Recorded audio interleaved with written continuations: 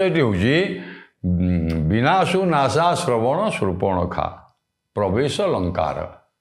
ଛାନ୍ଦଟି 24 ଛାନ୍ଦର ବିଷୟବସ୍ତୁ ହେଉଛି ନାଶା ଶ୍ରବଣ ଆଜ୍ଞା ନାକ କାନ ଲକ୍ଷଣ କାଟି ଦେଇଛନ୍ତି ଆପଣମାନେ ଜାଣିଛନ୍ତି। ସେ ଯେତେବେଳେ ପ୍ରେମ ଭିକ୍ଷା କରିବା ପାଇଁ ଯାଇଥିଲା ତାକୁ କିଭଳି ବାରଣ କରିଲେ, ରାମଚନ୍ଦ୍ର ବାରଣ କରିଲେ ଏବଂ ଲକ୍ଷ୍ମଣ ତାର ନାସାକର୍ଣ୍ଣ କେମିତି କାଟିଦେଲେ ଆପଣମାନେ ଜାଣିଛନ୍ତି। ପ୍ରାୟ ବିଶେଷତଃ ଏଇ ଶୂର୍ପଣଖାର ନାକ କାନ କାଟିବା ରାମଚନ୍ଦ୍ର କେମିତି ଆଦେଶ ଦେଇଥିଲେ ଶ୍ଳେଷାଳଙ୍କାରରେ, ବାବୁ ନାକ ଶିରି ଦାନ ଯୋଗ୍ୟ ଯଶାକୁ ବିହର କାନନ କରି ଆଲିଙ୍ଗନକୁ ଇତ୍ୟାଦି। ଏ ବିଷୟ ମୁଁ ବିଶେଷ ଆଲୋଚନା କରୁନି, ଆପଣମାନେ ଜାଣିଛନ୍ତି।